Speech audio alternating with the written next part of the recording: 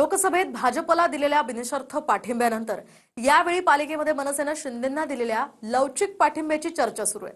मनसेच्या या भूमिकेवरून काही दिवसांपूर्वीच्याच राज ठाकरेंच्या भाषणाचेही व्हिडिओ व्हायरल होत आहेत. पाहुयात यावरचा एक रिपोर्ट.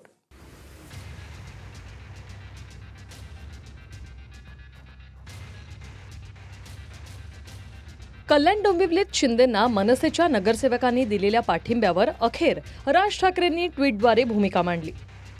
ज्यांच्या विरोधात प्रचारात रान उठवलं त्यांनाच पाठिंबा दिल्याबद्दल राजकारणात कधीतरी बाळासाहेबांना पण लवचिक भूमिका घ्यावी लागली, म्हणून त्यांचं मराठी माणसावरचं प्रेम तसूभर पण कमी झालं नाही, उलट ते अधिकच दृढ होत गेलं. हेच संस्कार आमच्यावर आहेत. मी एक शब्द आज पुन्हा देतो की आरपार बदललेल्या राजकारणात कधीतरी थोडी लवचिक भूमिका घेतली तरी ती माझ्या व्यक्तिगत फायद्यासाठी किंवा स्वार्थासाठी कधीही नसेल. बाळासाहेबांचं मराठी भाषेवर, मराठी प्रांतावर आणि मराठी माणसावर असलेलं जाज्वल्य प्रेम पाहून जी हजारो लाखो लोक त्यांच्या सोबत येत गेली त्यातला मी एक आहे. त्यामुळे बाळासाहेब आणि मराठी या दोन शब्दांवरची माझी आणि माझ्या महाराष्ट्र सैनिकांची श्रद्धा, प्रेम तसूभर पण कमी होणार नाही, असं ट्विट राज ठाकरेंनी केलं. मात्र यंदा 18 वर्षांनंतर ठाकरे बंधू एकत्र आले होते. अशात राज ठाकरेंनी शिंदेंना दिलेल्या पाठिंब्यामुळे प्रचारातले त्यांचेच व्हिडिओ व्हायरल होऊ लागले. कोण तुम्ही, कोण आहात? तुम्हाला गृहीत धरलेलं आहे, तुमची किंमतच नाही आहे लोकांना. मुळात जातील कुठे, येतील, दीड दमडी फेकली की येतील. हा जो त्यांचा आत्मविश्वास आहे, हा आत्मविश्वास तुम्हाला या निवडणुकीमध्ये मोडून काढायचा आहे. केडीएमसीची परिस्थिती अत्यंत वाईट आहे. केडीएमसी कर्जात आहे आमची. मग अशा वेळेस माझे 5 नगरसेवक ते कुठनं निधी आणणार, किंवा जो नगरसेवक म्हणून 20 लाखाचा निधी मिळतो तो त्या पॅनलमध्ये कसे वापरणार?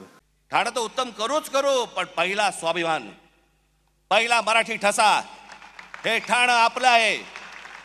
माझ्या पक्षाचं काय म्हणजे यांनी अजून काही नगरसेवक फोडले किंवा काय केलं तरी सावधगिरी म्हणून फक्त आणि फक्त माझा पक्ष आणि त्या लोकांचा हित यासाठी मी हा पाऊल उचलला.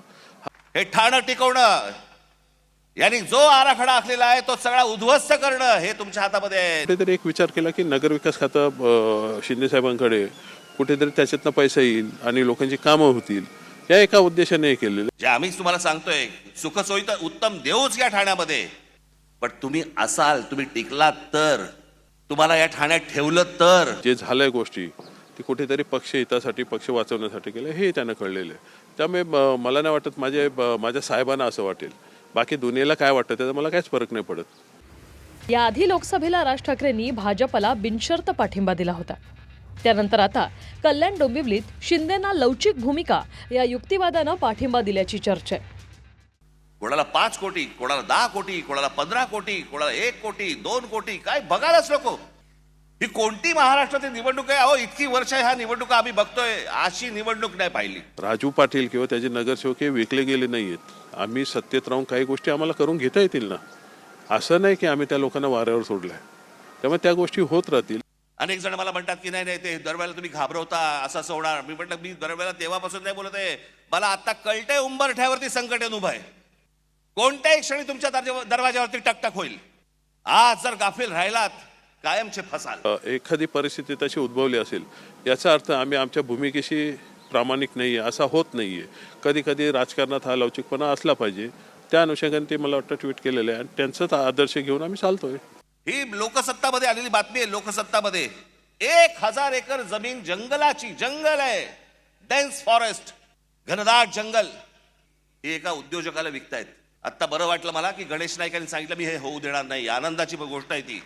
पण मला कळलंय हे कोणाला करायचंय? एकनाथ शिंदेना करायचंय. त्यांच्या कुठे ओळखीचे आहेत. कुठेतरी भाजपचा जो राजकारण करण्याचा जो पोत घसरलेला आहे त्याचं सर्वात मोठं उदाहरण इथे दिसते.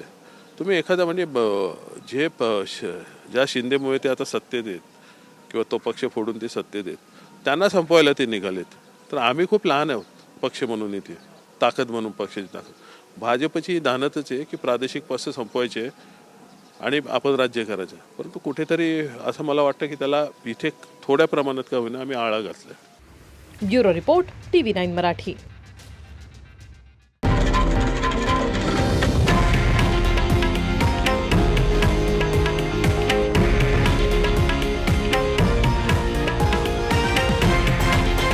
हे आहे देशातील नंबर 1 न्यूज नेटवर्क आणि आपण पाहत आहात TV9 मराठी, एकमेव.